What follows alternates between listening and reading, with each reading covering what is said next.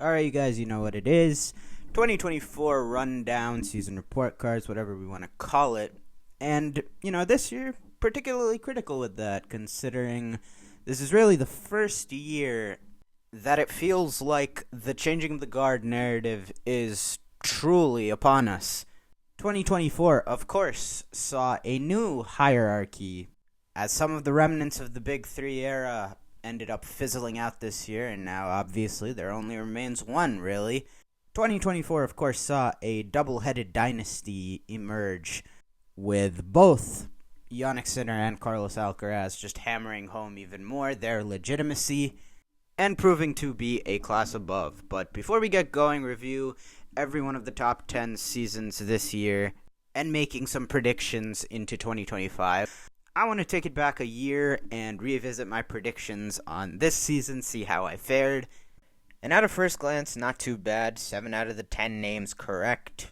None of them on the money like I did the top 2 last year, but nonetheless, certainly not as much variance in the accuracy as opposed to last year. Only really one name that I was way off the mark with. And, well, you guys know where my allegiances lie, so I wanted to believe hard overhead was always going to be a tall order for 38-year-old Rafa Nadal to finish in the top 8. But is there a part of me that feels that the way he looked in Brisbane, if he started in February, skipped all of January, and just started in South America, things could have looked different? Maybe, but that aside, pretty satisfied with how I did. Obviously, other than that, I was most off with Djokovic. I think pretty much everybody that would have done this a year ago would have been the most off with how Djokovic's season went in 2024, especially, coming off one of the best years of his career in 2023. But he was always going to be susceptible for something like this to happen at some point at his age as well. Of course, in my vision of him finishing too, I still expected him to perform, but, I thought that, Alcaraz as a younger guy would be able to play more and just be able to have more opportunities to rack up points for the rankings. But, while that part of it was true, what I didn't expect was the accompanied drop-off, really from the word go in 2024. And, of course, picking up the injury and a couple niggles with his fitness year-round did not help. But what's it say about a guy at 37 that made semis, quarters, and finals at the first 3 majors of the year without really sniffing his best stuff, and then ultimately producing arguably the single highest peak of this tennis season when he most needed it at the Olympics? Needless to say, still I feel like Djokovic has some juice left in the tank. And then also I, like many, was pretty off with my projection for Holger Rune this year. I think a lot of us expected a new year to see him snap out of that funk that he had been after such a productive first 6-7 months of 2023. And instead, for the most part, it kind of served as a continuation of that. Really up until post-US Open season, I think, the good results were pretty few and far between. Also experiencing a good bit of, turmoil in his camp, I suppose, if you can call it that. And that uncertainty off the court, particularly with the coaching situation, that certainly seemed to seep into, the clarity on the court. Honestly, it wasn't all bad, and shouldn't be hard to rebound for a 21-year-old who still finished top 15 and ended the year playing his best tennis of the season. And then, of course, I do want to touch on Stefanos Tsitsipas, just because that's, the last name here that I got wrong to finish within the top 10, that being Tsitsipas, Nadal, and Holger Rune. And certainly, the writing was sort of on the wall with the way that Tsitsipas really played all of 2023 after the Australian Open. But he did dip even lower than what I anticipated, and certainly had a season that, if you told me 3 to 5 years ago that Stefanos Tsitsipas' age 25-26 season was going to look this way, I would have looked at you sideways, At that time, I think the only way you could have seen something like that is, if he sustained some sort of significant injury. And certainly injuries have crept into the whole Tsitsipas equation over the last year or so. Came into this year carrying the back injury. His serve was wonky there with the motion for a little bit. But yeah, I mean, Monte Carlo aside, even some of his favorite hunting grounds this year, including Australia, where he's always been excellent and, arguably made his biggest first impression beating Federer there, making the semis in 2019. And it's always been, to this point, his most consistent major, but a sort of convincing loss to Taylor Fritz there sort of set the tone for the rest of his season. Whether that meant getting passed up by a lot of his contemporaries that, until this year, were not really seen as on his level. Monte Carlo aside, where, he played his best tennis, and it was really the only event where he was beating a lot of top guys. Really special run, the way it played out, and on paper, just who he beat. Really impressive run. But other than that, it felt like more than ever he wasn't beating top guys this year, and he was being beat by non-top guys. And yeah, visually, it just looked different. The stability in his greatest strengths with the forehand and the serve, and his fire and competitiveness, that was something that was a feature of the player he was 2019 to 2021, 22-ish. Those strengths, those pillars that, compensated for the very obvious weaknesses that we have talked about ad nauseum for years. Certainly they were far from firing on all cylinders in 2024. Tsitsipas also, like Holger, arguably to an even greater extent, seemed to see the off-court turmoil that he was experiencing seep over into the tennis. It's sort of an overall theme with the next gen this season sort of seeming to be at a crossroads. I made a video at the beginning of 2022 where I posed the question, is the next gen running out of time? Because I did sort of see this coming down the tracks, because to that point it had been Nadal, Djokovic shutting out those next gen guys. And very early on in that season, it was apparent that Carlos Alcaraz was going to skyrocket into that mix. That went from Nadal Djokovic to Djokovic Alcaraz last year, shutting them out. And now Jannik Sinner is along for the ride as well. And now, a lot of those guys experiencing some physical troubles or just a little bit of decline. They've seen, some of their contemporaries, as I said, like Fritz, pass him up, but also a crop of even younger guys that are now nipping at their heels. So it will be interesting next year seeing how they fare, if they can put up a stand. But that's enough on prediction reflections. Let us get into grading these seasons. I'll be grading on a variety of factors. I think most notably I've done relative to expectations as my most weighed criteria.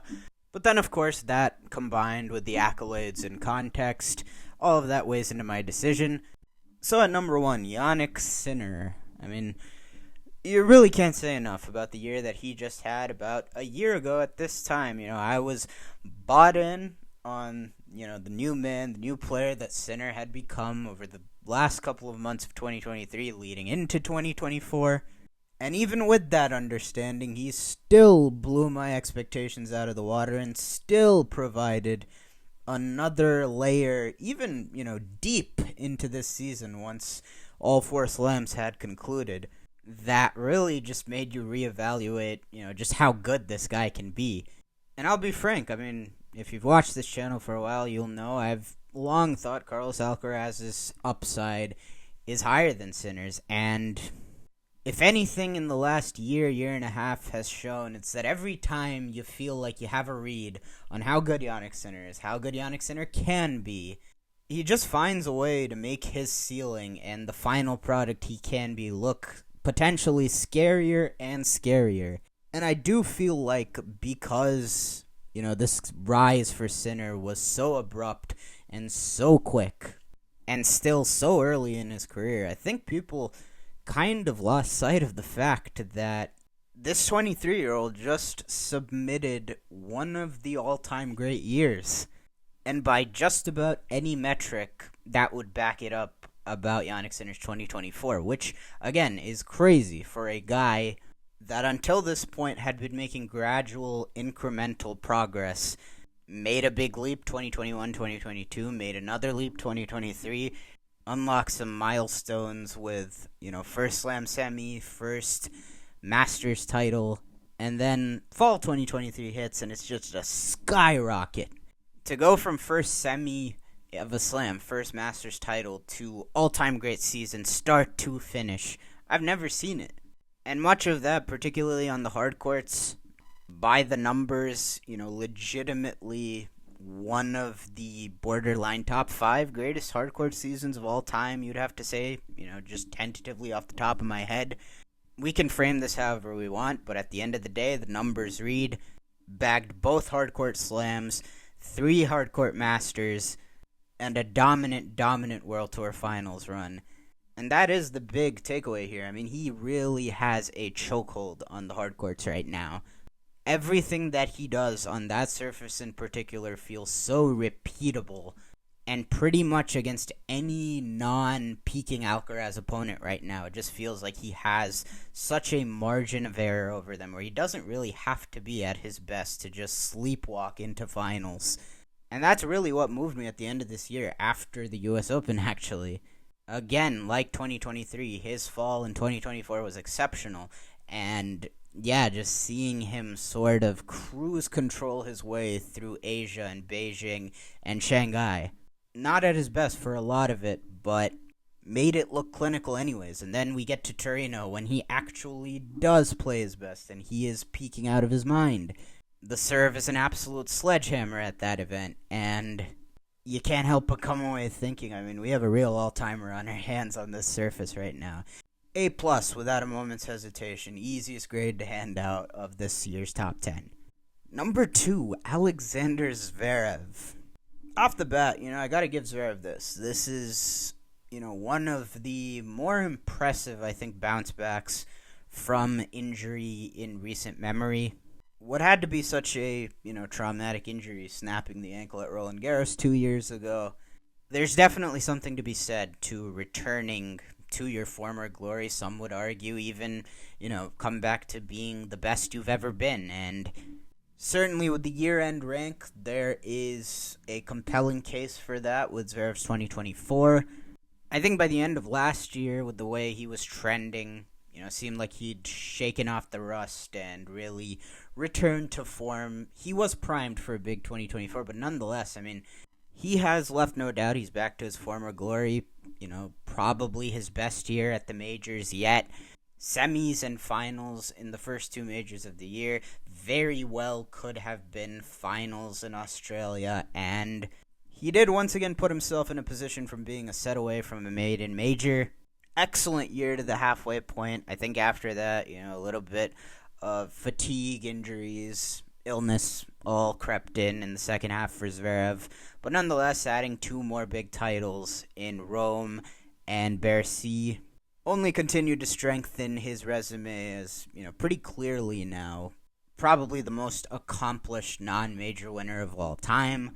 The numbers and the eye test also would indicate that this was the best serving year of Zverev's career, hitting the first serve as big as almost anybody on tour and doing it landing, 70+% of those serves in.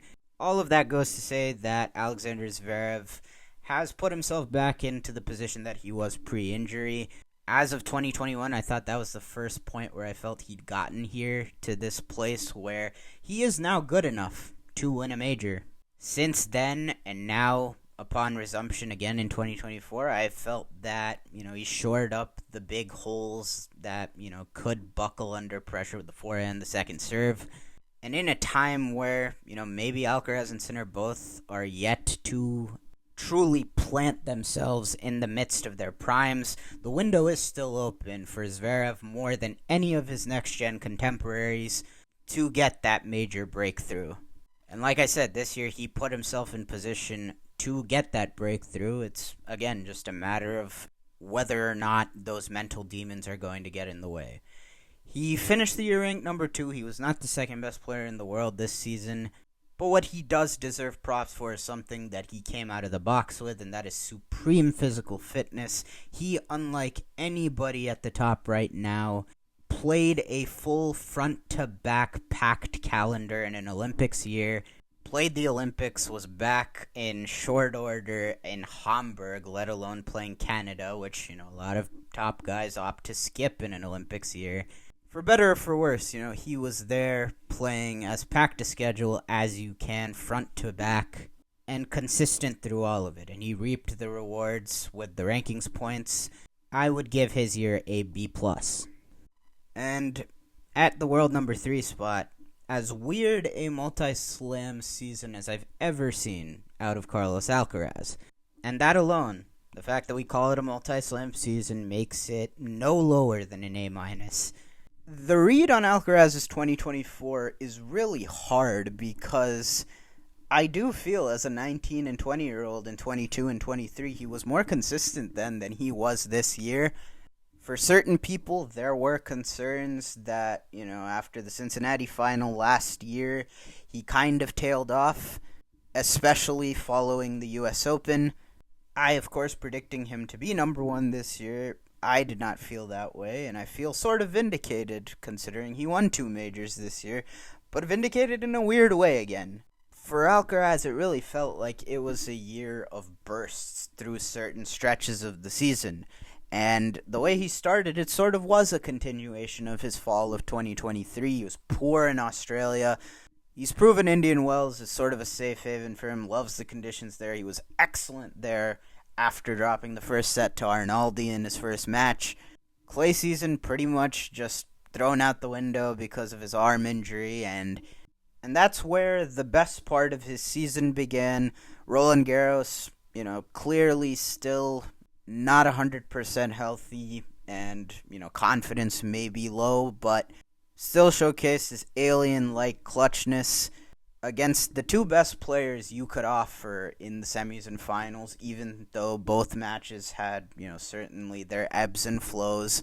Wimbledon then certainly saw a couple of tight shaves in the way to the final, but also at the same time, even before the final, there were also moments where I was like, this feels like some of the best tennis he's ever played.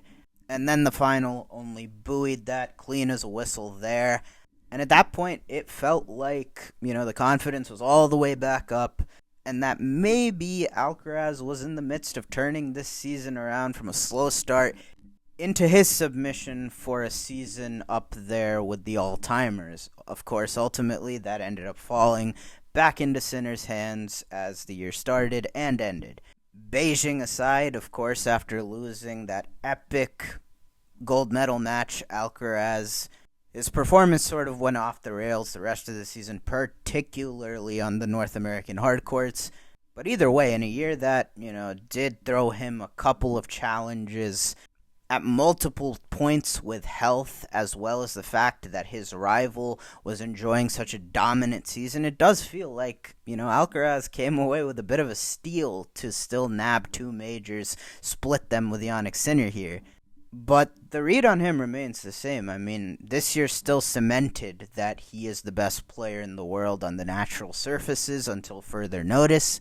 We do know what he is capable of, and that's why, despite the 2 majors, it still feels like it could have been a better year. And I will remind people that if you add a normal, healthy clay court season, especially in a clay court season this year, where so many people were injured and it was so wide open at so many different events, if you pencil him in for the 2 titles, a Masters in Barcelona, that he's won for the last 2 years, you look at the season, I think, a lot more favorably. He didn't get a chance to compete properly at all of those events. And yeah, bottom line, anytime you win 2 slams, going 3-0 against your main rival, a couple on big stages, with a few signature moments interspersed throughout the year as well, his year has to grade out, I think, at an A. And then coming in at number 4, Taylor Fritz. It's been spoken plenty online about there's going to be a Fritz quarter this Australian Open, and that just seems crazy to think about. And yeah, I mean, clearly off my predictions. Fritz was a guy that was not on my radar to have the type of year that he enjoyed this season. If you told me a year ago Taylor Fritz would end 2024 number 4 in the world. I just couldn't have bought a world where that would be the case, but here we are now, and I'm like, why wouldn't Taylor Fritz be top 5 again a year from now? That's how drastic, perception has swung for me. And I don't love talking about intangibles, but when it comes to Taylor Fritz, I think that's one of the things I've admired most about his rise over the last 2-3 years, getting better and better over that span, is that contrary to a lot of our perception of him and, wondering at every turn if this is where he has capped out, there's just no concept of a limited ceiling in Taylor Fritz's mind. I mean, he is hell-bent on getting every single drop out of what he is capable of.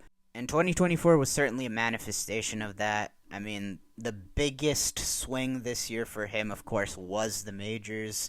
Really, since he made his first quarterfinal at Wimbledon 2022, since then, he had been a notorious underperformer at the majors. A lot of just out of left field early exits at the majors and struggles against the top guys. This year that flipped on his head across Australia, Wimbledon, and the US Open. He picked up his share of top 10 wins at each of those venues, and most impressively, I think, demonstrated a sort of mastery of Alexander Zverev this year.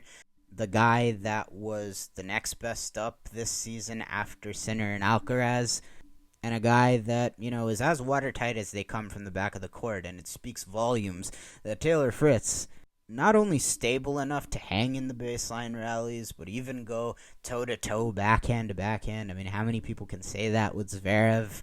But also just so much more decisive in the pressure moments, more sure of himself in the pressure moments. Just a fantastic job all around getting his game to this place where he was a fixture at the back end of so many of these marquee events, like the US Open final, like the Turin final. So for me, Taylor Fritz's year gets a B+. With number 5, Daniil Medvedev, honestly, I thought that, the narratives on his struggles this year were being overdone through Wimbledon. Up until then, I thought this was as good a year as he could have hoped for without winning a title. It wasn't that big a deal to me that he hadn't won a title since Rome 2023. He'd still been putting himself in position to win some of the biggest titles, and I think there was solace in the fact that he was actually putting into practice something that a lot of us noticed at the end of 2023, where, despite having a great year, I think everybody, Medvedev included, recognized the fact that with the head-to-heads snowballing against the best of the best, Sinner, Alcaraz, Djokovic, all three of those guys by the end of 23. The two younger guys with, the now beefed-up version of Sinner seemed tailor-made to beat Medvedev if he was going to keep playing from 6 feet behind the baseline. So he seemed to recognize a need for change. Australia is such an arduous run to the final, but, even if just by necessity because of fatigue, Medvedev put up such a valiant effort playing a style that at the time perhaps gave us a glimpse into how his game could age, a more aggressive mindset, a more varied and diverse attack in his game. And while ultimately that fatigue and Jannik Sinner would make it not to be, I think that first third was really good for him. He made the Indian Wells final after Miami semi, and he was successfully adapting. He kind of fell back to earth on clay this year, but at SW19 he probably picked up his best win of the season. He got Jannik Sinner back in 5 on the grass, returned to the Wimbledon semi. It's after Wimbledon, though, where those North American events where his bread had been buttered previously as he came up, he was absolutely awful. In Canada and Cincinnati, US Open, that quarter against Sinner that people treated like a de facto final, for most of it, Medvedev was spraying, errors on balls that seemed foreign for just about any other version of Daniil Medvedev. I really do want to give him props this year for trying something different, willing to stray away from his MO. This is what a lot of us were asking from him at the end of last year, and he did try. But ultimately, Medvedev moving forward is going to come down to that shoulder. It's really just his easiest source of offense previously with the serve has just been shot, really in the last 2 years, by his shoulder problems. And the state of that injury only seemed to get worse after the U.S. Open at the end of the year. And that's just making it even harder when he's caught in between these two different styles where, maybe just by age as well, he's not as good at backboarding as he has previously been. And he's not consistent enough. He's not stable enough in attack to reliably replicate that game plan that we saw in Australia. I think he's certainly up there for guys you keep an eye on in 2025. As far as the context of just this season, I give Medvedev's 2024 a B-. At number 6, Casper Ruud. Certainly, I think a great bounce-back season, and especially for the first 6 months of this year. I thought a bit of a disappointing Australia, but other than that, even on hard courts, not much to complain about through the spring. And then during this year's clay court season, I think, as good a stretch of tennis as Casper Ruud has ever enjoyed, especially those first 2 events in Monte Carlo, Barcelona. A host of really quality wins there, and finally being able to hold up some hardware during that, European clay court season in the spring. Of course, doing so in Barcelona. Another strong showing at Roland Garros. Sort of unfortunate he fell ill during that semifinal match because he really came out of the gate swinging in that one. At the very least, was robbed a chance to put up a better fight over the next 3 sets. And January through June alone is pretty much what has his ranking where it is. After June, he pretty much only showed up in Turin at the Tour Finals. Not a bad U.S. Open, but then, just about everywhere else, just abysmal. On par with, if not, even worse over that particular stretch than, a very disappointing 2023 from him. I don't really know how to explain it either. He is better than this, 2021, 2022. He pumped out some really nice runs on hard courts. Deep runs at a lot of major hardcourt tournaments, obviously the U.S. Open, most notable of the bunch.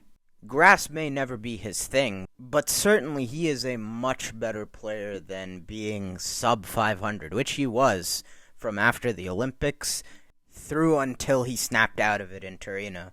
So while 2024, I think, a great bounce-back year for Casper, returned him to the top 10, top 8 at that, and also saw him win, the biggest title of his career and arguably some of the best wins of his career in the first half.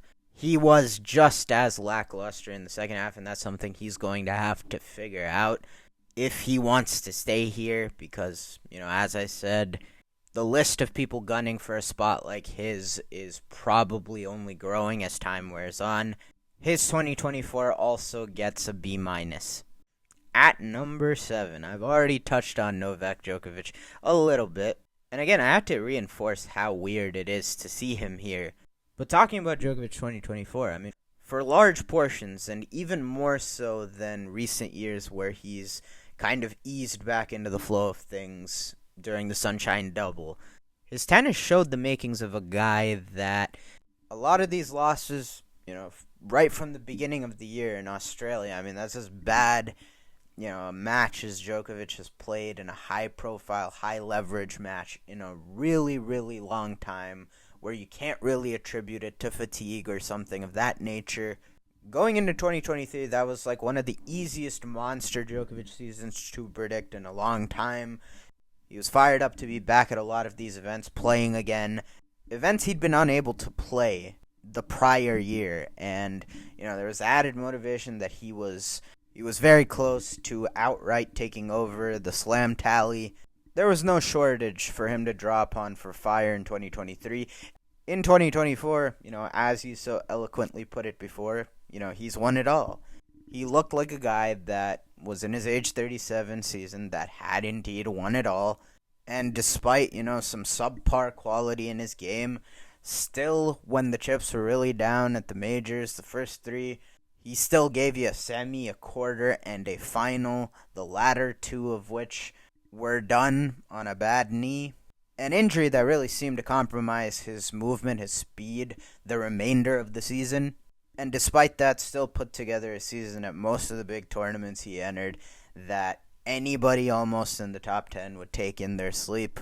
It just so happened that along with that, his calendar got scaled down even more as far as how much he was playing outside of the majors. You wouldn't grade this season very high at all for Novak Djokovic's expectations, but then you talk about the only thing that, he hadn't won, the last missing piece. The chase for the Olympic gold, which was finally completed this season, and perhaps his last best real chance at it. For the only time in the season, just for that, he was able to bring out the A game with everything on the line for him. It goes to show he still has access to a level that is on par with anybody's on tour to this day. Moving forward, it just seems like a matter of, how often he's actually capable of bringing that level out. And also if the knee injury / age ailments get in the way of how often he is capable of bringing that level. But Djokovic's 2024, just by virtue of the Olympics, buoys it to a B. Number 8, Andrei Rublev. It really is funny with Andre because it has felt like since 2021-ish, I've always had it in the back of my mind that, his spot has to be up for grabs next year, right? And every year, by the time we roll into November, you look up at the rankings, and he's found his way to the ATP Finals.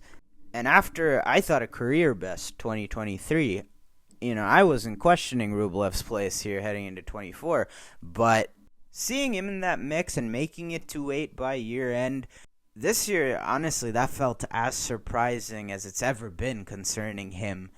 Because, after a standard Andrei Rublev start to the year, quarters in Australia, the whole Dubai incident happens where he gets defaulted. That really lingered with him, and he did not shake the mental funk and, bad vibes that seemed to cast upon him all the way until really North American hardcourt swing in August. And it got really ugly for him in the middle. He went through, a 4-match losing streak, Indian Wells to Barcelona, 3 of which were his first matches. Both RG and Wemby losses were really, really bad, especially on grass, where he looked a whole lot more comfortable last season. Of course, really, really randomly interspersed in there, actually coming straight off the 4-match losing streak, was his second career big title, his second Masters title in Madrid. Which, especially given the fact that he was ill throughout the week, a bit of a minor miracle there. Actually almost picked up a second Masters title of the season in Canada, but was thwarted in the final by Alexei Popyrin. But from that point on, he did right the ship for the most part. Really strange season out of Andrei Rublev this year. Still finished number 8, which also in itself feels like a minor miracle. And, that's why I do feel there is a lot of room for growth for him in the new year. But for 2024, he gets also a B-. And the only reason it's not in C territory is because of that Madrid title. Number 9, one of the guys that completely blindsided me this season, that is Alex de Minaur. A name that I think most definitely also would have been higher than 9. If he avoids that injury, really, really unfortunate in, the 4th round, closing stages, potentially even, I think, the match point where he injured his hip, and he didn't look like the same guy the rest of the season. But before that, de Minaur was going at a borderline top 5 pace. The strides, the improvements were apparent from the onset, from day 1 of 2024, pretty much, with his showing at the United Cup. And yeah, it just looked different for Demon this year. No longer, for the first time, the way that I've seen de Minaur since, 2018, I think, is when I first caught a wind of him. I've always kind of joked that, he kind of just feels like, it's all wheels, fighting spirit, and vibes with him. No longer. He has game now. It looked both in the impact of his shots as well as physically that he bulked up a little bit this season. A lot less of those matches where you saw the guys in, higher weight classes or guys with just more power than him just bully him around. And yeah, credit where it's due. I never anticipated this sort of scope for improvement from Alex de Minaur, but he has made me a believer. And there was never any questions with him mentally. He's always had, a bit of a chip on his shoulder. He's always been that little engine that could. And I think, really exciting development for the body, the tennis, to be following along now. Caught a bad break before that last quarter of the season, no doubt. Really inhibited him from, performing his best the rest of the season. But on the whole, he is another guy that blew expectations out of the water this season, so his 2024 gets a B+ out of me. And rounding out the top 10, Grigor Dimitrov. I've got to say, it is great to see this Grigor renaissance in his 30s continue. Seems like, after a couple years of really middling there, borderline a top 20 player, and oftentimes outside the top 20 between career best season in 2017 till really, midway through last year when he made second week at the French Open and then quarterfinals at Wimbledon. And ever since, he is perhaps putting in the most consistent tennis on a week-in, week-out basis of his career.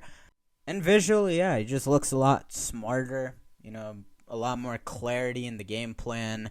I do feel like throughout his career, Grigor could be pretty indecisive about, the type of player he wanted to be. And, some of that obviously probably stemming from the Baby Fed moniker. But yeah, no longer. These days, he seems to know exactly what he wants to do. And, as for this year, we got the one God mode performance out of him in Miami against Alcaraz. That particular match, right up there with any in his career, with how well he played. Miami as a whole, like he did to close 2023. He had the one big run in a Masters to the final. A lot of quality wins along the way, but ultimately overmatched in said finals. As he has been throughout his career, not always the most reliable big match player. But still, plenty of solace to be taken from the fact that he's making it to the big matches a whole lot more often. I think it's awesome what Dimitrov has done these last 2 years, and, what I really want for him is health to start cooperating with him, because, for a lot of those years in the middle where Dimitrov was middling, it seemed like he was sort of an Iron Man, and typically he was able to show at a lot of events and come out unscathed, but I do feel like since after 2017, particularly now in the 2020s, health has become a pretty big question mark.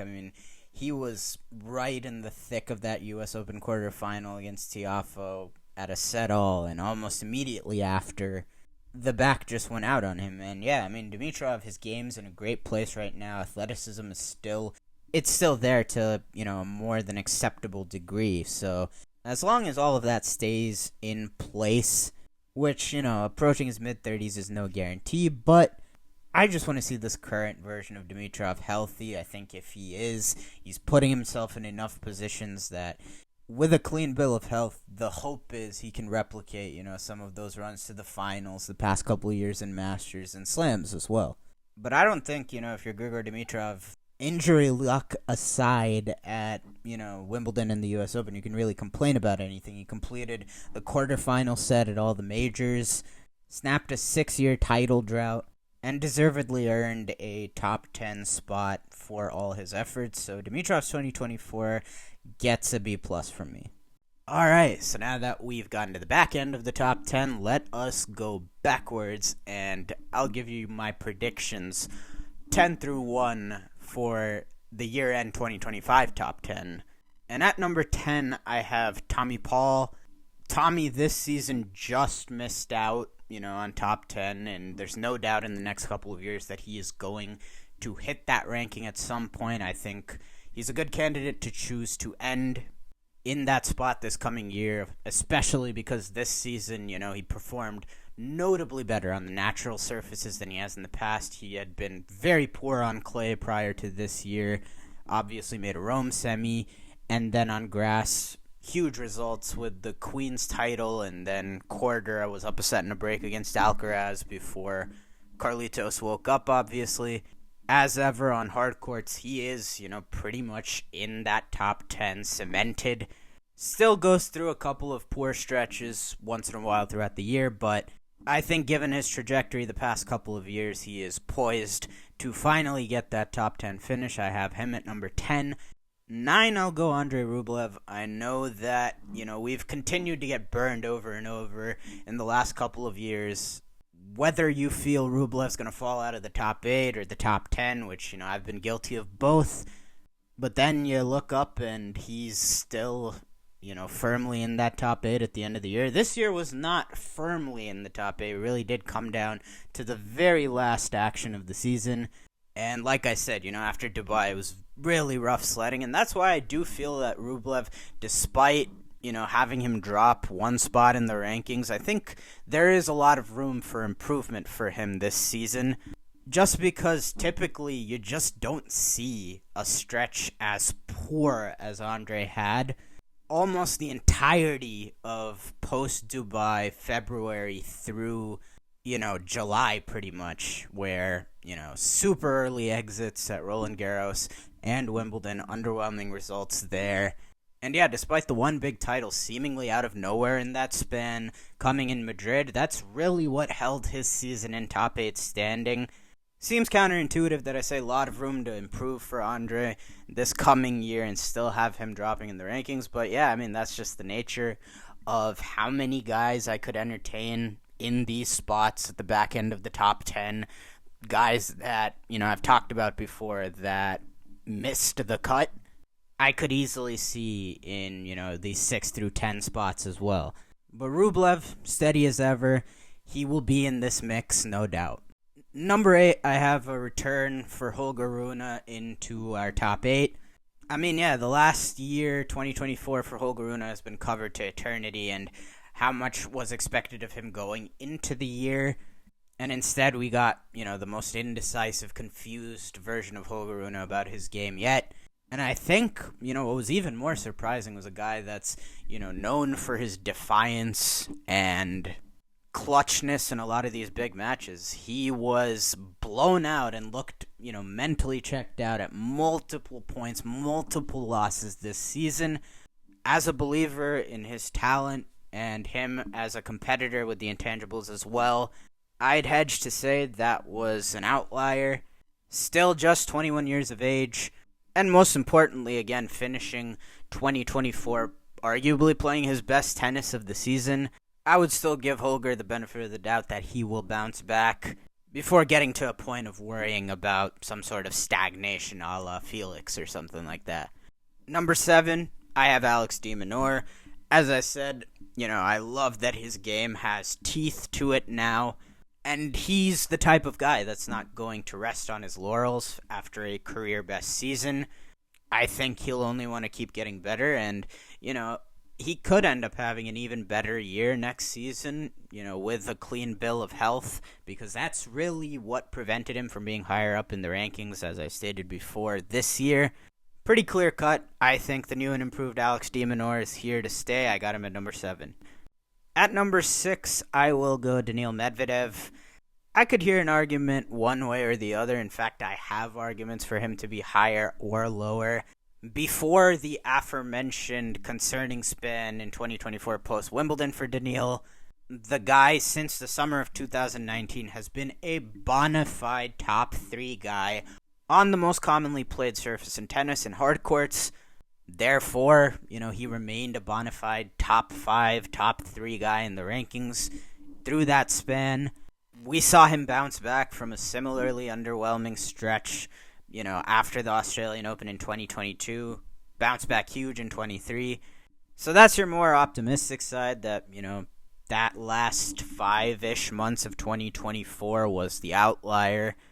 But on the other side of the coin, there is, he is getting to an age where a guy that plays his style, losing half a step could hurt him more than most. Especially if you think that shoulder is going to continue to nag him moving forward. Defying the aging process with him stylistically, you might think it's going to be hard to do. And as you might imagine by where I have him, I haven't really decided one way or the other. I'm kind of in the middle. But even if we are getting to a point where he's being phased out of being a top 3, top 5 mainstay, there's still solace to be had that with the end to 2024 Daniil Medvedev had, that he was still a top 5 player this year. which would suggest that, the floor is still very, very high relative to the rest of the tour, and that's why I go Medi Bear 6 still. At number 5, give me Taylor Fritz. Another guy coming off a career year by far that, isn't the type that's going to rest on his laurels. And after this year, Taylor got to a place with his game where it looks very, very replicable. The weaknesses, with the movement and some of the more finesse parts of the game, particularly in the forecourt. But he's done everything he can to shore those parts up and also minimize the impact that they can have against him. And then, perhaps in the most prominent part of the modern game, just strictly from the back of the court baseline to baseline, he's as formidable as just about everybody.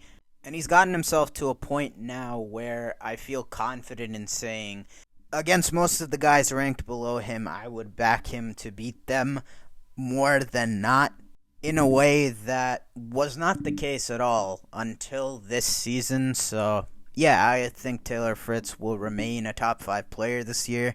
On to your top 4. Number 4, I go Novak Djokovic. This season, we're going to get to see the extent of, if that knee injury is just something that's going to stick with him the rest of the year. It may not be carried, but he may just be lesser physically for the rest of his career because of it.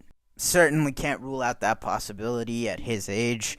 But that being said, there were so many dismal Djokovic matches throughout 2024. And they weren't just, the early exits in non-major events, but also at events that, on paper, decent end result. Australian Open semi, where he was really bad the entirety of that tournament. Wimbledon final, where shortly after the MCL tear, he clearly wasn't moving great. Obviously, only just the one tournament where he put it together the way we're accustomed to seeing for Novak Djokovic at the Olympics.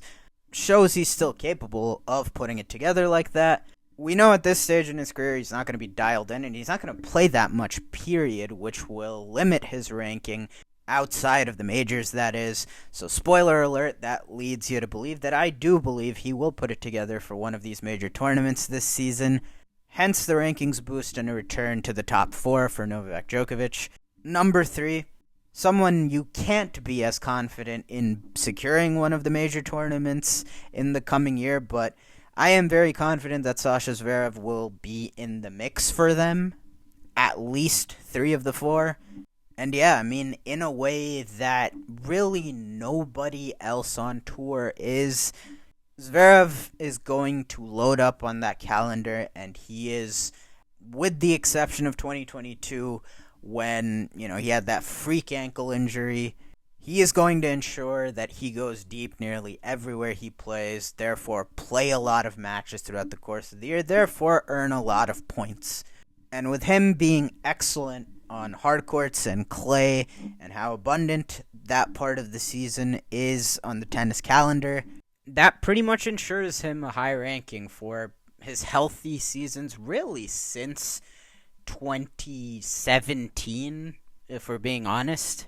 And the evidence right now especially would suggest that he is smack in the middle of his prime. It's not really the ranking that's the question with him. You guys all know that. The biggest fish to fry at the majors is still up in the air. But rankings-wise, he is more or less, to me, a lock to be top 5, top 4, at the very least. And number 2, I'm going Jannik Sinner. It's not really a testament to, I think Sinner falling back, regressing out as a player. Nothing of that sort. As I said, I think he still is head and shoulders the best player by a considerable margin now on the most commonly played surface in tennis and hard courts. You would think that would be a formula for repeating number 1, and yeah, given what we know now about how, in addition to physically not being 100%, there must have been other extraneous factors in his head mentally regarding, the positive test over this summer, and in spite of that, those aren't results to scoff at on the natural surfaces. He was one set away from the final at Roland Garros, and then on grass won Halle, and wasn't too far from that final weekend at Wimbledon as well. You would think he'll be more healthy this time of year, and there's no reason to think that, he won't be fantastic on both clay and grass. And yeah, 2025 will certainly provide an opportunity to make a leap forward on those surfaces. It'll obviously be most difficult to defend everything he did on hard courts in 2024. I don't expect Jannik Sinner to regress as a player. I think he'll still have a year that pretty much anybody on tour would take. But yeah, as Gil Gross and many others have noted, history would say that for anybody that isn't 2000s Roger Federer, back-to-back all-time Pantheon great years is just something that's really, really hard to pull off. And then at number 1, I am going Carlos Alcaraz. It's really as simple as this. I think, it's pretty much a lock that he's better on hard courts this season than he was 2024. Because, let's face it, he just didn't bring it to the hard courts aside from Indian Wells this season, at least not to what we expect of him. Even when you don't include post-US Open stuff, there's that. And in all likelihood, he is going to get to pick up a lot of points over the clay season that were not available to him this year because of the arm injury. And then at the slams, you don't expect anything different from him that he hasn't shown ever since he became a top player. He just took his first real bad loss in a slam at the US Open. But other than that, he's proven to be a big match player. He is going to bring it in best of 5. And while it has looked at certain points over the last 2 seasons like that time might be among us, it hasn't really happened yet where Alcaraz has put in that, year of Carlos Alcaraz, his year, to submit to the all-time ranks. And yeah, he's getting to the age where every season that we enter, the prospect of that being the case is certainly going to be in play at the beginning of every year.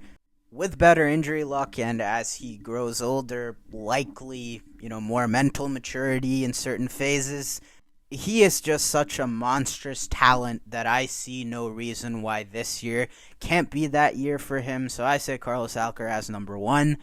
And yeah, because this video took so long to make for me, we do actually have an Australian Open draw now, and, it doesn't change the prediction I was going to have.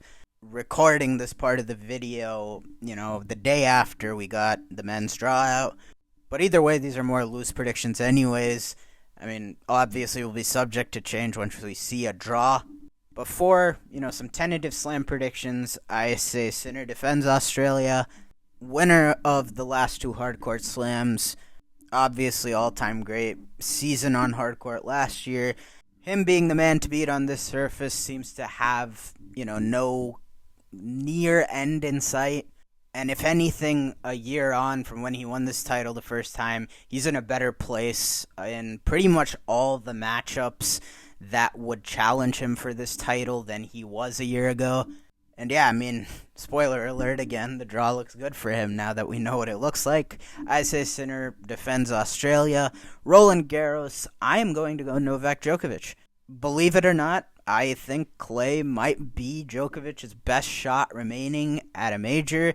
If you remember last year, the way he played against Musetti and that first set against Cerundolo before the knee went out, I honestly see no reason why he couldn't have taken out the title last year with no knee injury, considering Sinner Alcaraz were not 100%.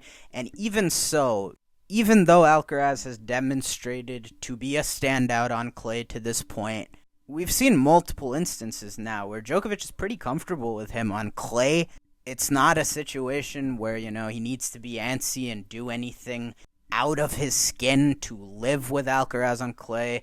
And in Djokovic's case now, beat him multiple times, albeit, he did kind of play out of his skin at the Olympics. And yeah, if his movement is lesser, we saw this with Nadal at the end.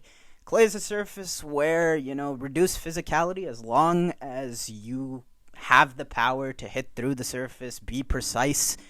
It can hide some of that physical decline. And yeah, look no further than Djokovic's exploits on Chatrier the last 2 years for evidence. He still remains a wrecking ball on clay at age 37.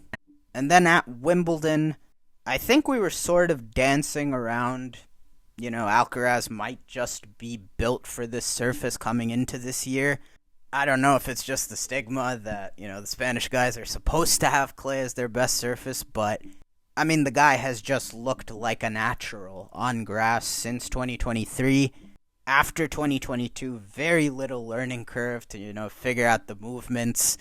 And obviously, the surface that most rewards Alcaraz's creativity, that also happens to be coupled with just take the racket out of your hands power, which also rewards him greatly on grass. And yeah, after seeing another year of that, I know a lot of people thought just because his road to the final this year was arduous that he was playing worse, but, certain times in his lead up to this year's final, like weathering that barrage from a peaking Hugo Humbert and then those last two sets against Tommy Paul, I was like, he might look even better at times than he did a year ago. And I think, albeit Djokovic not at 100% in the final, that was hammered home with a pretty flawless performance in that Wimbledon final. Obviously, you'll still have a 7-time Wimbledon champion lurking in Djokovic and Sinner. I expect, to be there this time around at the final weekend at Wimbledon again. But Alcaraz, I think, has to be your man to beat on grass right now. I think he will take Wimbledon for a third time. And then the U.S. Open, obviously your major where the fatigue starts settling in for a lot of these guys, and because of that, the most wide open. But I'm not going outside of Tier 1 for that. I think Alcaraz takes this year's U.S. Open as well. I know off of a dismal American hardcourt season this year and U.S. Open as well, it might be hard to see the vision, but this is also a venue that has been historically very good for Alcaraz until last year, and I think it's safe to say that was an outlier. This is where he made his mark, burst onto the scene for mainstream tennis at the U.S. Open in 21. Quarterfinal there, his first major obviously in 22, and not at all a bad showing in 23 when it took arguably Daniil Medvedev's best match ever to beat him. And yeah, I mean, I still think when Alcaraz plays his best, even on an outdoor hard court, indoors is a different story. But yeah, I mean, on an outdoor hard court, he is the one person that can be on that same plane with Sinner. And yeah, if I'm projecting this great year for him next year, he's going to have to lay down a marker in all likelihood on a hard court outside of Indian Wells. And I've already seen it at the Open. I haven't seen it yet in Australia. So yeah, I'll say Alcaraz to take the Open. And yeah, that's a wrap on my 2024 review, 2025 preview. I'd love to hear your thoughts in the comment section below. But yeah, I've taken up enough time with this one. If you made it this far, thank you so much for watching. And yeah, we're off. Australian Open around the corner. I will see y'all shortly to preview that draw.